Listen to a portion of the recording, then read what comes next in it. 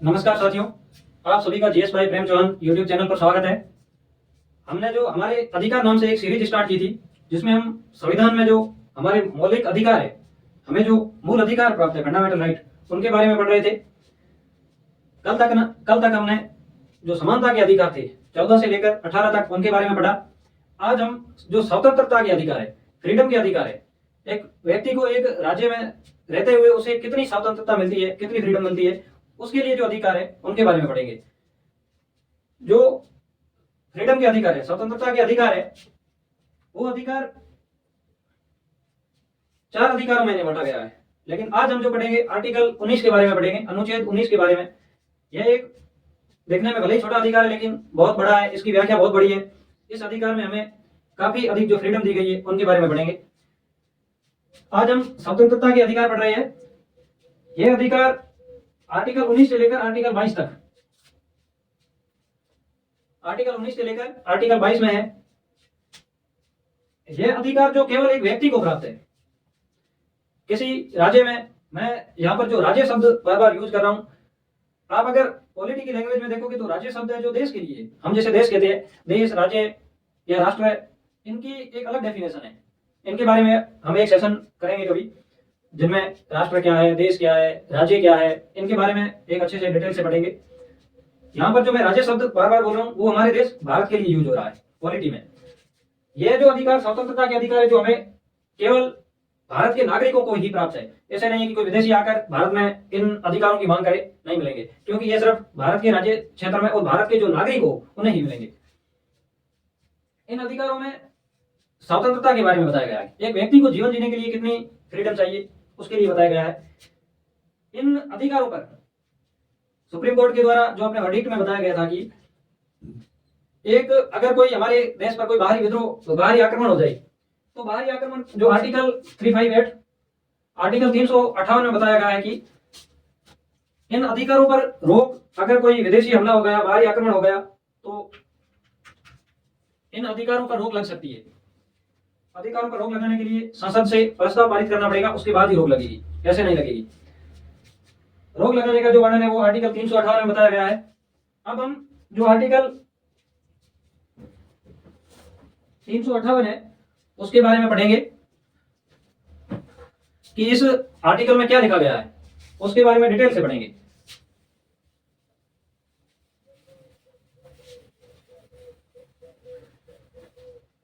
Article जो 19 है, article 19 के 2 भाग है। आर्टिकल 19 सब क्लॉज 1 और आर्टिकल 19 सब क्लॉज 2, 2 भाग है। इन दोनों भाग में जो पहला भाग है आर्टिकल 19 का, आर्टिकल 19 सब क्लॉज 1, इसमें जो हमें स्वतंत्रता के बारे में बताया गया है। स्वतंत्रता कितनी है? अगर हम जिस देश में रहते हैं उस देश में किसी भी व्यक्ति को स्वतंत्रता ही नहीं होगी तो वो एक देश है, उसमें सैन्य शासन कह सकते हो। व्यक्ति को कुछ स्वतंत्रता मिलना जरूरी है, उसको कुछ फ्रीडम होना जरूरी है। तो प्रारंभ में हमें 7 प्रकार की स्वतंत्रता प्राप्त थी, 7 प्रकार की हमें फ्रीडम प्राप्त थी। लेकिन वर्तमान में हमें 6 स्वतंत्रता ही है। एक स्वतंत्रता कौन सी थी और कहां गई, इसके बारे में हम आगे भी पढ़ेंगे। एक हमें स्वतंत्रता थी कि आर्टिकल 19 के सब क्लॉज 1 के 6 भाग में, इसमें था संपत्ति का अधिकार।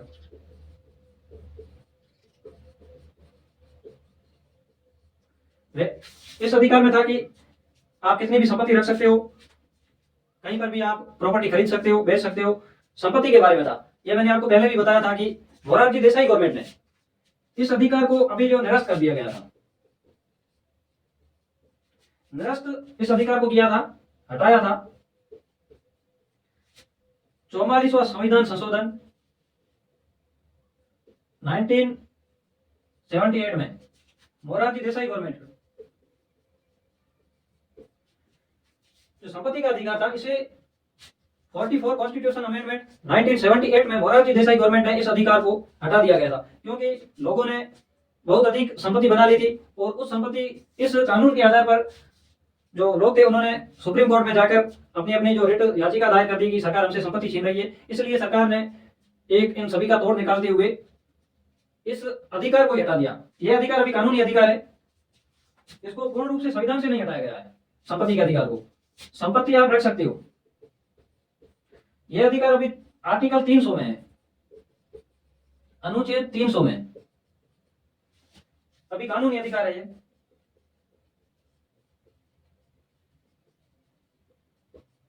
अभी इस कानून को मोरारजी देसाई गवर्नमेंट ने लीगल राइट बना दिया था।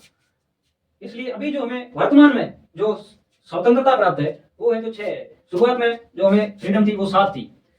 अब हम एक एक करके कितनी स्वतंत्रता है, उनके ऊपर क्या प्रतिबंध है, कहां पर किसी स्वतंत्रता का उल्लंघन होता है या किसी दूसरे के अधिकारों का हनन हो रहा है।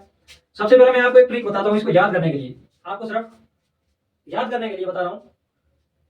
आपको अगर कोई नेता बनना है या आपको नेता पीएम बनना है या सीएम बनना है, अगर आपको नेता बनना है, पीएम या सीएम बनना है, तो सबसे पहले आपको विचार, आपके अंदर अभिव्यक्ति, आपके अंदर एक विचार आना चाहिए। विचार आना चाहिए तो जो आर्टिकल 90 है, इसका जो सब क्लोज 1 है, उसके क्या भाग में है, आपके याद करने के लिए सिर्फ ट्रिक है।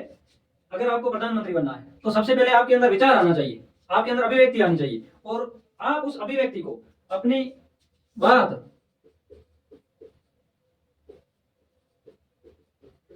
वाद एवं वाक, वाक एवं अभिव्यक्ति की स्वतंत्रता, अगर प्रधानमंत्री बनना है तो आपके अंदर एक विचार आना चाहिए, आपको अपनी बात कहने के लिए अभिव्यक्ति, विचार करने आने चाहिए। अगर आपको प्रधानमंत्री बनना है तो आपने विचार कर लिया कि मुझे प्रधानमंत्री बनना है। प्रधानमंत्री बनने के बाद में आपको क्या करना पड़ेगा कि सभा या सम्मेलन,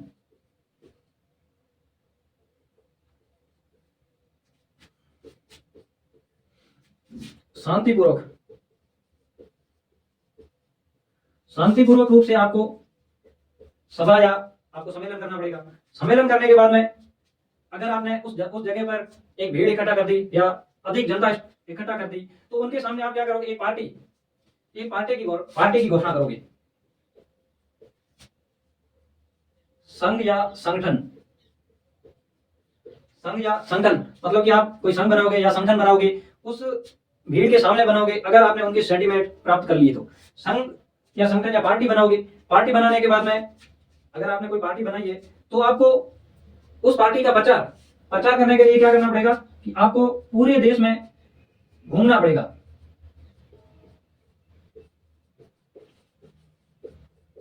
आपको पूरे देश में संचरण करना पड़ेगा, लोगों को बताना पड़ेगा कि मैंने ये पार्टी बनाई है। आपके विचार अगर उन लोगों को प्रभावित कर सकते हैं तो आप पूरे देश में जाओगे और लोगों को बताओगे कि मैंने पार्टी बनाई है, आप मुझे वोट दो और मैं प्रधानमंत्री बनना चाहता हूं। अब आपने पार्टी बना ली, अब आप पूरे देश में घूमने लगे। घूमने के लिए अगर आप दिल्ली में बैठे हो, आपको कर्नाटक में रैली करनी है, वहां पर 5-7 दिन रहना है और आसपास के जो स्टेट है उनमें 10-15 दिन स्टे करना है, तो आपको निवास की जगह चाहिए। तो वहां पर अगर आप नॉर्थ ईस्ट में चले गए, असम वगैरह या कर्नाटक या कहीं पर भी चले गए, तो आपको पूरे देश में कहीं पर भी निवास की व्यवस्था करनी पड़ेगी अपने रहने के लिए। आपने निवास की व्यवस्था कर दी, तो इसमें एक आर्टिकल जो बीच में हटाया था, 6 भाग में था संपत्ति का, अगर इसको हम जोड़े या ना जोड़े, अगर आप कहीं पर रहोगे या निवास करोगे तो पैसे की जरूरत पड़ेगी, संपत्ति चाहिए, लेकिन इस अधिकार को जो निरस्त कर दिया गया था, आपको क्या संपत्ति चाहिए। संपत्ति अगर चाहिए तो संपत्ति का अधिकार तो भी हटा दिया गया है। तो आपको किस तरह से संपत्ति अर्जित करनी है, तो आपको संपत्ति अर्जित करने के लिए कोई व्यापार करना पड़ेगा आजीविका चलाने के लिए।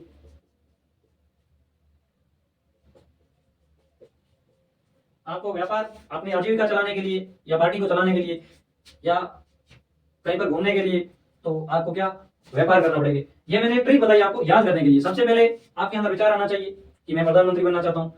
आपके अंदर विचार आ गया, आपने सभा या सम्मेलन कहीं पर वहां पर आपने अधिक लोग इकट्ठा किए, इकट्ठा करने के बाद में उन लोगों के आपने सेंटीमेंट प्राप्त कर लिए और आप अब उनके सामने एक उनको साक्षी रख के पार्टी की घोषणा कर रहे हो। आपने एक संगठन या संघ का निर्माण कर दिया।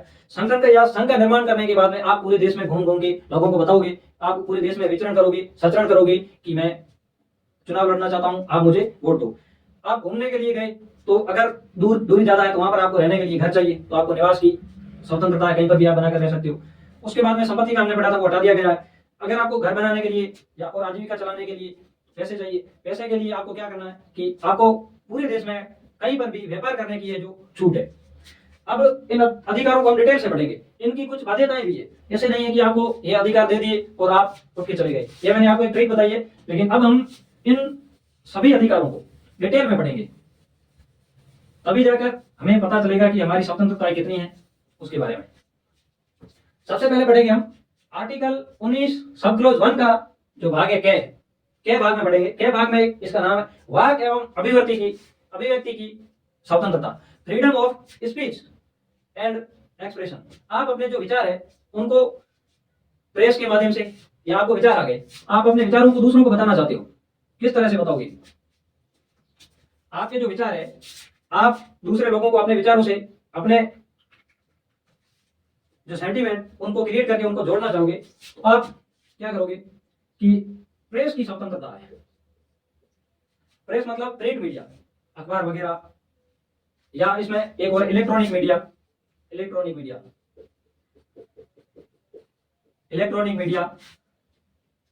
या किसी और माध्यम से आप क्या करो, आपको जो भी सही समाचार है वो प्रेस करने की आपको स्वतंत्रता होगी, लेकिन गलत नहीं होने चाहिए, देश की एकता अखंडता को कोई खतरा नहीं होना चाहिए। और इसमें मतदाता अधिकार, आपको अधिकार है कि आपका जो प्रत्याशी है, प्रत्याशी के द्वारा उसकी कितनी आय है, उसके पास कितनी संपत्ति है, उसके पास कितनी प्रॉपर्टी है, उसके ऊपर कितने केस है, कितने अपराधी के, कितने सिविल के केस है, उसकी आपको पूरी जानकारी लेने का अधिकार है। और इस तरह से आपको जैसे कि कहीं पर कोई प्रदर्शन करना हो, प्रदर्शन, धरना, या कहीं पर कोई जैसे कि कोई खबर रिलीज हुई उसको रुकवाने के लिए आपको अधिकार है। कोई रिलीज हो रही है खबर, जैसे कि जो पद्मावत मूवी हुई थी, वो रिलीज होने से पहले ही कुछ सामाजिक लोगों को पता चला कि इस मूवी में हमारे बारे में कुछ गलत बताया गया है, इसलिए उन्होंने धरना प्रदर्शन करना शुरू कर दिया और रिलीज करने से पहले ही उसमें काफी संशोधन करने के बाद में उस मूवी की रिलीजन हुई। आपको जानने का अधिकार है, सरकारी सूचनाएं प्राप्त करने का अधिकार है, जानने का अधिकार। इसमें आप जैसे कि आरटीआई लगा सकते हो, आरटीआई से आप किसी भी डिपार्टमेंट से सूचना प्राप्त कर सकते हो, किसी अधिकारी के बारे में जान सकते हो। इसमें एक और है विदेश जाने का, विदेश जाना। यह जो है ये मेनका गांधी केस हुआ था, एक मेनका गांधी केस, यह हुआ था 1978 में। इसकी जो पूर्ण रूप से व्याख्या जो आर्टिकल 21 में आगे हम पढ़ेंगे। विदेश जाने की भी हमें स्वतंत्रता है। एक और है चुप रहने का अधिकार, आपको चुप रहने का अधिकार है।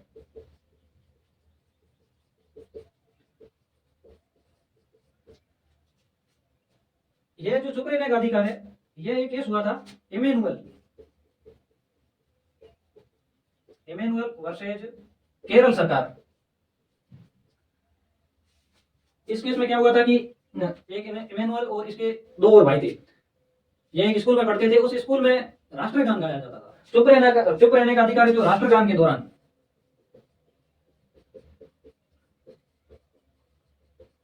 आप राष्ट्रगान चल रहा है तो आप चुप रह सकते हो। यह तीन भाई थे, एक स्कूल में पढ़ते थे केरल में, राष्ट्रगान चल रहा था और ये जो तीनों भाई थे जो अपने अलग इनका धर्म था, अलग रिलीजियस को फॉलो करते थे, इन्होंने इसलिए ये चुपचाप खड़े रहे। चुपचाप खड़े रहने के कारण जो स्कूल जो प्रबंधन था, स्कूल प्रशासन था, उन्होंने इन बच्चों को स्कूल से बाहर निकाल दिया कि आपको इस स्कूल से सस्पेंड किया जाता, बर्खास्त कर दिया। उसके बाद में इन्होंने जो हाई कोर्ट में जाकर पीआईएल दायर कर दी, हाई कोर्ट ने इनके विरोध में फैसला दे दिया। उसके बाद में ये सुप्रीम कोर्ट चली गई। सुप्रीम कोर्ट ने अपने वर्डिक्ट में यह फैसला दिया कि आप कोई भी व्यक्ति अगर राष्ट्रगान चल रहा है, स्टूडेंट है चाहे कोई भी है, उसको सम्मान देने के लिए चुपचाप खड़ा रह सकता है। वो कुछ जैसे कि उसके ऊपर बाध्यता यह है कि आप राष्ट्रगान चल रहा है बीच में और कुछ बोल रहे हो या हुड़दंग मचा रहे हो, यह नहीं चलेगा, आप चुपचाप खड़े रह सकते हो। इस केस में बाद में सुप्रीम कोर्ट ने इनके पक्ष में फैसला दिया था और इनको जो स्कूल प्रशासन था उनको भी बाध्य किया गया था और कुछ टीचर वगैरह थे उनको सस्पेंड कर दिया गया था। ये आपको अधिकार है, प्रेस का अधिकार, प्रेस की स्वतंत्रता, आपको अखबार वगैरह छापने का अधिकार है। यह नहीं कि आप भारत की एकता अखंडता, इसका विशेष रूप से आपको ध्यान रखना है। अब इसकी बाध्यता है,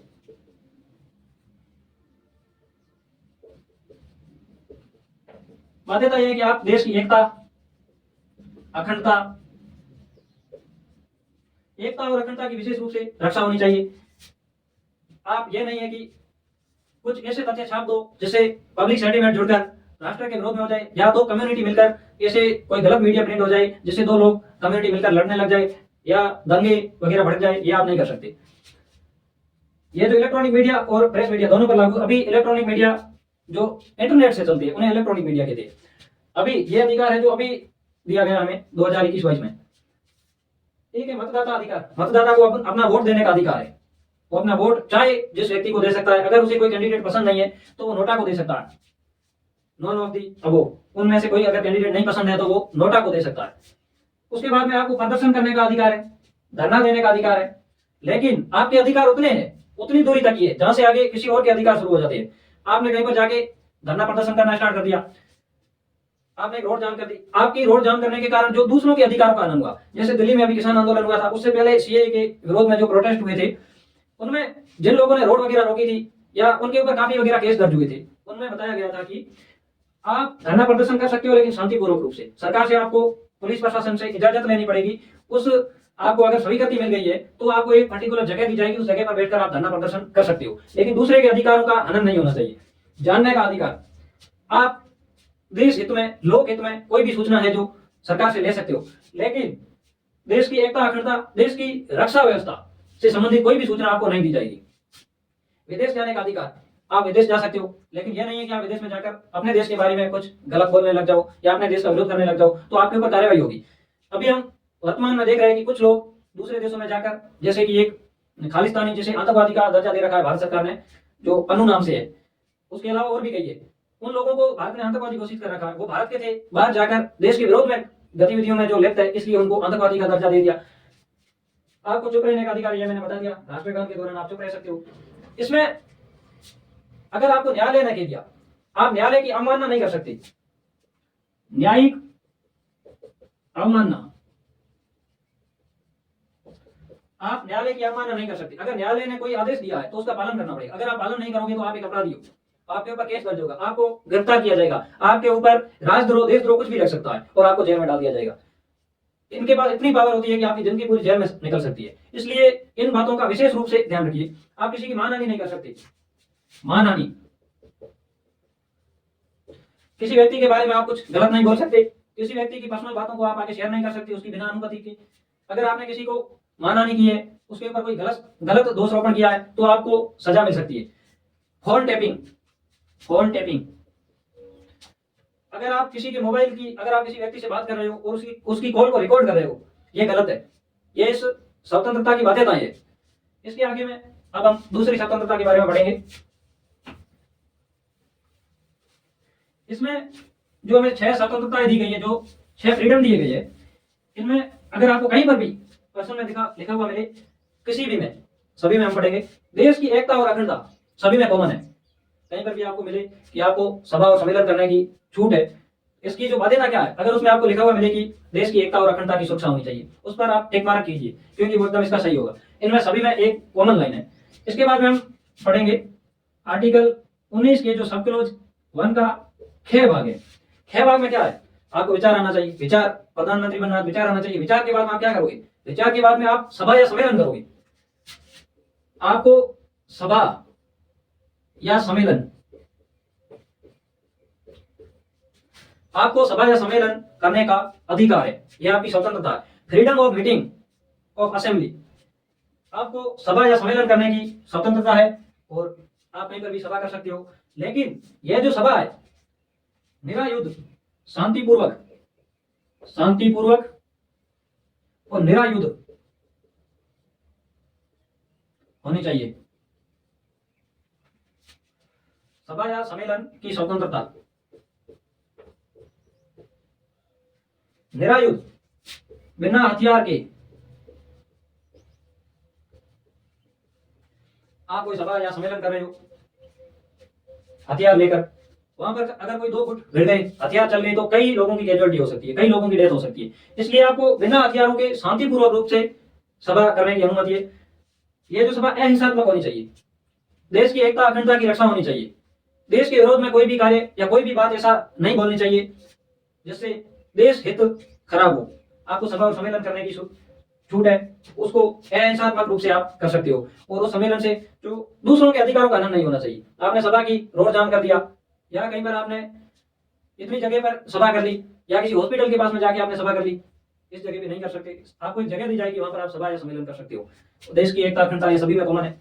उसके बाद में आपने सभा कर ली, सभा के बाद में आर्टिकल जो 19 है, आर्टिकल 19 का सब क्लोज 1, इसके जो मैं आपको हनन होने के जो उल्लंघन की बात की बता रहा हूं कि आप जब हमने जो प्रेस की स्वतंत्रता या जानने का पढ़ा था, या हमने विदेश जाने का पढ़ा था, हड़ताल प्रदर्शन, या अभी हमने सम्मेलन का पढ़ा था, तो इसमें जो मैं आपको बता रहा हूं कि साथ साथ में अगर आप कहीं सम्मेलन कर रहे हो तो आपको, या प्रदर्शन कर रहे हो, अहिंसात्मक रूप से होना चाहिए, दूसरों के अधिकारों का हनन नहीं होना चाहिए। ये जो आपको मैं इसकी बाध्यताएं बता रहा हूँ, ये आर्टिकल 19 सब क्लोज 2 के सभी, इनकी जो बाध्यता है वो आर्टिकल 19 सब क्लोज 2 में लिखी गई, आर्टिकल 19 की जो सब क्लोज 2 में लिखा हुआ है।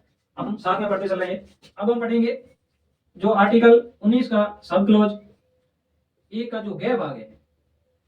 गैर भाग में क्या है, आपने सम्मेलन कर दिया, सम्मेलन के बाद में आप क्या करोगे, उस सम्मेलन में आपने पब्लिक सेंटिमेंट जोड़कर आप एक संगठन बनाओगे, संगठन, संगठन या संघ बनाने की स्वतंत्रता।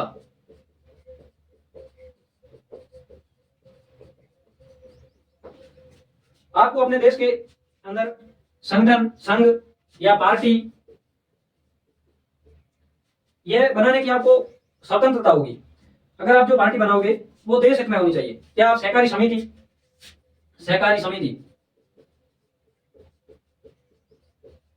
सहकारी समिति बना सकते हो, ये सभी लोक हित में होने चाहिए। अब इसकी बाध्यता है जो एकता अखंडता, देश की एकता अखंडता। आपने जो भी संघ, सम्मेलन, संघ, संगठन, पार्टी या सहकारी समिति बनाई है, ये लोकहित, लोकहित में होना चाहिए। यह जो सहकारी समिति बनाने की जो छूट है, अभी भारत में 2020 में सहकारिता मंत्रालय बना था, सहकारिता मंत्रालय, 2020 में बना था, और इसके मंत्री है अमित शाह। सहकारी समिति बनाने का जो अधिकार है, जो 97 कॉन्स्टिट्यूशन अमेंडमेंट, 77वां संविधान संशोधन 2011 में सहकारी समिति बनाने का जो अधिकार है, जो आम जनता को दे दिया था कि आप कोई भी सभा समिति बना सकते हो और उस समिति से आप लोगों को जोड़ सकते हो। लेकिन इसकी बाध्यता एकता अखंडता, लोकहित में होना चाहिए, और सदाचार। कुछ भी इस जो पार्टी आपने बनाई है या जो संगठन बनाया है, उसके विचार है जो देश हित में होने चाहिए, सदाचार होने चाहिए, उसमें कुछ गलत नहीं होना चाहिए। ये इसके बाद में हम पढ़ेंगे आर्टिकल जो 19 है, उसका आर्टिकल 19 के सब क्लोज 1 के जो भाग है, भाग है के बारे में पढ़ेंगे।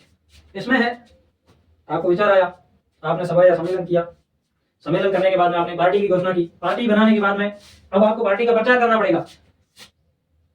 भारत के राज्य क्षेत्र में, समस्त भारत में आपको कहीं पर भी सचरण होता है, विचरण की स्वतंत्रता, freedom of move, freedom of move. आपको भारत के राज्य क्षेत्र में कहीं पर भी घूमने की स्वतंत्रता है। आप कहीं पर भी पूरे देश में घूम सकते हो, विदेश भी जा सकते हो, लेकिन आप पूरे देश में घूम सकते हो। इसकी बाध्यता कुछ बना रही है। इसकी बाध्यता है, अगर कोई ट्राइबल एरिया है, ट्राइब है, जैसे कि आप असम साइड में जाओगे 7 सिस्टर में, तो उनमें आपको जाने के लिए वहां का जो लोकल प्रशासन है उनकी अनुमति लेनी पड़ेगी। आपको, अगर आप किसी और एरिया में चले गए तो वहां पर आपको एक आईडी दी जाती है, उसके आधार पर ही आप उस क्षेत्र में प्रवेश कर सकते हो। आप ट्राइबल एरिया में चले गए, अगर वहां पे जाके आपने जो ट्राइब रहती है उनके अधिकारों पर कब्जा कर लिया, उनकी संस्कृति पर कब्जा कर दिया, तो वो एक ट्राइब है जो खत्म हो सकती है। इसलिए इनकी बाध्यता बना रखी है कि आप घूम सकते हो कहीं पर भी, देश की एकता अखंडता को खतरा उत्पन्न नहीं होना चाहिए, दूसरे के हितों का हनन नहीं होना चाहिए, किसी भी ट्राइब है तो उसके हितों का पूर्ण रूप से संरक्षण होना चाहिए। इसके साथ ही जो अगर हम कहीं पर घूम रहे हैं, किसी और एरिया में जाकर भीड़ इकट्ठा कर रहे हैं, उनके अधिकारों का हनन कर रहे हैं, अनुसूचित जातियां हैं, उनके अधिकारों का हमें सम्मान करना पड़ेगा। इसके साथ में एक और जुड़ा गया है, एक हाई कोर्ट है हमारे भारत में, Bombay high court. Mumbai high court आपने पढ़ा होगा। बॉम्बे हाई कोर्ट ने अपने एक वर्डिक्ट में बताया था कि आप पूरे देश में कहीं पर भी घूम सकते हो, लेकिन कुछ लोगों के ऊपर पाबंदी है। किसके ऊपर? एड्स का रोगी हो, एड्स का रोगी, acquired immunodeficiency syndrome, AIDS बीमारी के बारे में आपने पढ़ा होगा। इस बीमारी का रोगी व्यक्ति को कहीं देश में घूमने का अधिकार नहीं है, उसको कहीं पर भी विचरण करने का अधिकार नहीं है, ये बॉम्बे हाईकोर्ट ने बताया था। इसी के साथ ही जो वेश्यावृत्ति का कार्य करते हैं, वेश्यावृत्ति, जो वेश्यावृत्ति में लिप्त है, उनको भी देश में कहीं पर भी घूमने का अधिकार नहीं है। उनके लिए कुछ पाबंदियां हैं, मतलब हर जगह वो नहीं जा सकते। उनको भारत में जो वेश्यावृत्ति है, अगर जबरदस्ती किसी के द्वारा करवाई जा रही है तो वो अपराध है। अगर कोई अपनी आजीविका चलाने के लिए कर रहा है तो वो अपराध नहीं है, लेकिन खुले में करना या आप वेश्यावृत्ति को प्रमोट करोगे, ये अपराध है। इसलिए बॉम्बे हाईकोर्ट ने अपने फैसले में बताया था कि एड्स का रोगी है या वेश्यावृत्ति के जो कार्य करते हैं उनको देश में घूमने का अधिकार नहीं है। अब आपको देश में कहीं पर भी घूमने का अधिकार मिल गया। घूमने के बाद में हम इसके अगले भाग में पढ़ेंगे जो आर्टिकल 19 सब क्लोज 1 का जो भाग डे आएगा। मैंने आपको बताया था कि हम जो इनके उल्लंघन है, जो इसकी बाध्यता है, जो आर्टिकल 19 के सब क्लोज 2 में है, आप साथ साथ में हम उनको पढ़ रहे हैं आपको याद करवाने के लिए, नहीं तो उनको साइड में एक और लिखना पड़ता। इसलिए मैं आपको साथ में बोलकर आप अलग से उनको लिख सकते हो। आर्टिकल 19 के जो सब क्लोज 1 के डे में लिखा हुआ है, आपको देश में कहीं पर भी निवास की, राज्य क्षेत्र में, राज्य जहां पर मैं देश को कह रहा हूं, मैंने पहले भी बताया था कि राज्य जहां पर पूरे देश के लिए शब्द यूज हो रहा है, राज्य क्षेत्र में आपको कहीं पर भी निवास की स्वतंत्रता, भारत के राज्य क्षेत्र में आपको कहीं पर भी हो, पूरे देश में आपको, आप कहीं पर भी घर बना के रह सकते हो। Freedom of reside, FREEDOM, freedom of reside, आपको पूरे देश में कहीं पर भी रहने की स्वतंत्रता है। 2019 से पहले, 2019 से पहले जो जम्मू कश्मीर स्टेट था इसमें बाध्यता थी, लेकिन बाद में सरकार ने जम्मू कश्मीर स्टेट को तोड़ के 2 यूटी बना दिया। इसलिए अभी पूरे देश में आप जा सकते हो। पहले जम्मू कश्मीर को छोड़कर शेष समस्त भारत में आपको निवास की अनुमति है, यह लाइन लिखते थे। अभी आपको पूरे देश में कहीं पर भी निवास की अनुमति है। आपने निवास कर दिया, निवास, हाँ आप निवास कर दिया, इसकी भी बाध्यताएं हैं। बाध्यता क्या है? निवास करोगे आप जिस भी क्षेत्र में, आप घर बना के रहोगे, वहां पर संपत्ति ले सकते हो, उस जगह पर कोई कार्य कर सकते हो। यह मैंने आपको आजीविका का जो हम आगे बढ़ेंगे, आपको बाध्यता, इसमें बाध्यता है जो 19 सब 2 में है। एक लाइन तो फिक्स है इसमें, एकता अखंडता, एकता अखंडता, यह लाइन सभी में फिक्स है, एक ही है। उसके साथ में जो किसी ट्राइबल एरिया है या कोई ऐसा रिजर्व एरिया है, उसमें आप जाके निवास नहीं कर सकते, जहां पर आपको सरकार अनुमति नहीं देती है। आप लीगल तरीके से रह सकते हो। आप किसी चले गए किसी नेशनल पार्क में या किसी अभ्यारण्य में, जाके आपने देखा कि यहाँ पर तो बहुत ग्रीनरी है, बहुत अच्छी ऑक्सीजन मिलेगी मुझे, तो मैं जहाँ पे जाके अपना मकान बना लेता हूँ, लेकिन आप नहीं बना सकते। आपको रहने के लिए जो सरकार के द्वारा जगह अलॉट की जाएगी, आपको पहले आवेदन करना पड़ेगा कि मैं इस जगह पर रहना चाहता हूँ या घर लेना चाहता हूँ या प्लॉट लेना चाहता हूँ, इसलिए मुझे यहाँ पर जगह की उपलब्ध करवाई जाए, तो ही आप रह सकते हो। ऐसे नहीं है कि आप जाके अंडमान निकोबार चले गए, बहुत अच्छा माहौल है वहां पर, तो आप वहां पे नहीं रह सकते। पहले आपको सरकार से अनुमति लेनी पड़ेगी, उसके बाद में आप रह सकते हो। अब हम सबसे लास्ट में जो है उसके बारे में पढ़ेंगे, जो आर्टिकल 19 के सब क्लॉज 1 के भाग, इससे पहले मैंने जो आपको अभी बताया था, जो 6 था भाग, इसका 6 था संपत्ति का, इसको निरस्त कर दिया था। यह हमने पहले पढ़ा था, अब नहीं पढ़ेंगे। अब हम पढ़ेंगे इससे जो आगे का है, आर्टिकल 19 सब क्लोज 1 का 6, इसके बारे में पढ़ेंगे। आपको पूरे देश में आपको आजीविका चलाने के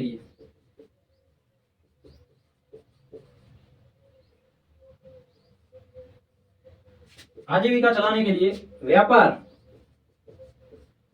वृत्ति या वाणिज्य, व्यापार वाणिज्य की स्वतंत्रता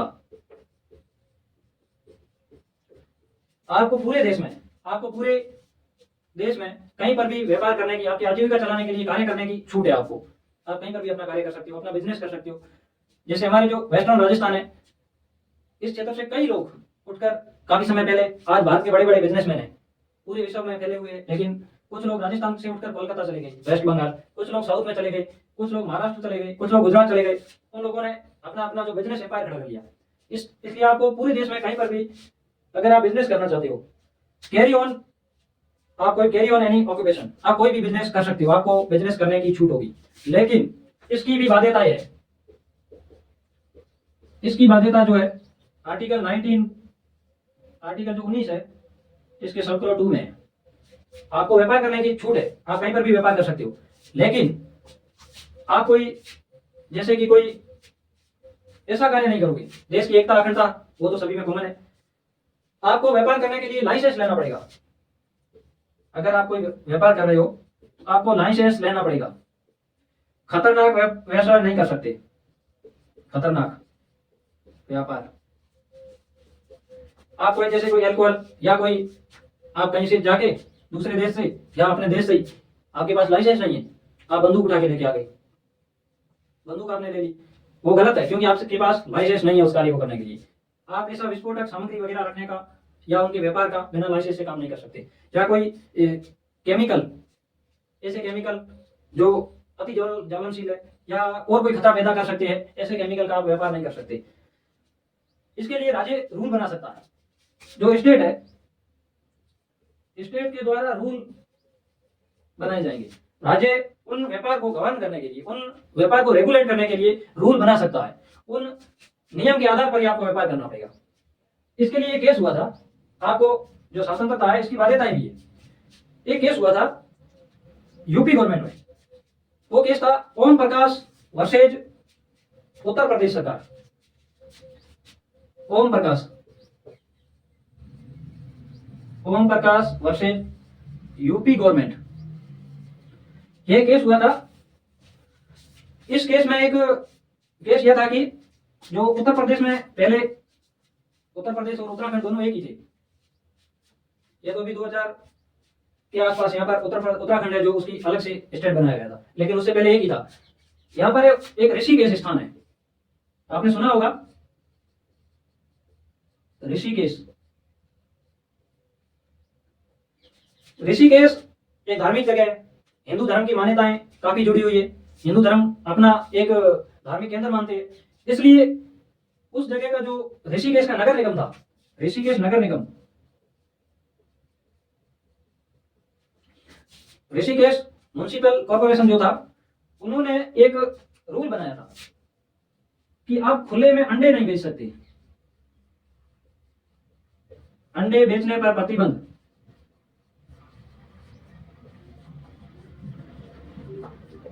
आपको खुले में अंडे नहीं बेचने। इससे पहले यहाँ पर ऋषिकेश में जैसे कि मांस, मछली, यह नहीं बेचने का जो पहले से ही कानून बनाया हुआ था। यहाँ पर ऋषिकेश नगर निगम में इन्होंने नियम बना दिया। वहां के जो कुछ लोग थे, प्रकाश नाम से एक व्यक्ति था, उन्होंने एक ग्रुप बनाकर सुप्रीम कोर्ट में जो PIL दायर कर दी, रिट लगा दी, याचिका दायर करके उन्होंने कहा कि जो ऋषिकेश नगर निगम है, इन्होंने ये गलत ही नियम बनाया कि आप अंडे नहीं बेच सकते। तो सुप्रीम कोर्ट ने जो नगर निगम के पक्ष में फैसला दिया था कि यहाँ पर कुछ लोगों ने हमें पहले लिखित में आवेदन देकर मांग की है कि ऋषिकेश में खुले में अंडे नहीं बिकेंगे, क्योंकि ये धार्मिक जगह है। हमने लोगों की भावनाओं का ध्यान में रखते हुए इस जगह पर जो नगर निगम की सीमा है, इसमें खुले में अंडे नहीं बिकेंगे। आप परिचालन कर सकते हो, यहाँ से बीच में होकर अंडे कहीं और से लेके रोड पर जा सकते हो, लेकिन बेच नहीं सकते। जो अपोजिशन वाले थे, जिन्होंने PIL दायर की थी, उन्होंने बताया कि अंडे इनको उन्होंने जो वेजिटेबल की तरह बताया, और उन्होंने कहा कि इसमें कोई मांस वगैरह नहीं है, और ये वो अंडे हैं जिनमें चूजे नहीं बनते हैं। लेकिन सुप्रीम कोर्ट ने फिर भी कहा कि ये लोगों की भावनाओं को ध्यान में रखते हुए जो नगर निगम ने रूल बनाया है वो सही है। और इसी के साथ में एक और केस हुआ था, सोदान सिंह केस हुआ था, सोदान सिंह वर्सेस न्यू दिल्ली नगर निगम, यह भी केस हुआ था। इस केस में बताया गया था कि जो रोड के साइडों में जो लोग व्यापार करते हैं उनके बारे में कहा गया था कि बाद में सुप्रीम कोर्ट ने वर्डिक्ट में कहा कि आप उस जगह पर नहीं व्यापार कर सकते जिस जगह पर रोड छोटी हो या आवागमन बाधित हो रहा हो, तो उस जगह पर आपको व्यापार की अनुमति नहीं मिलेगी। तो साथियों, मैंने आपको आर्टिकल 19 को बहुत ही डिटेल से बताया। आपको यह वीडियो देखने के बाद में कहीं और पढ़ने की जरूरत नहीं पड़ेगी, ऐसी मैं आशा करता हूं। आपको यह वीडियो कैसा लगा इसके बारे में आप मुझे कमेंट करके बता सकते हो, कोई भी प्रश्न पूछ सकते हो। चैनल को लाइक, शेयर और सब्सक्राइब कीजिए। धन्यवाद।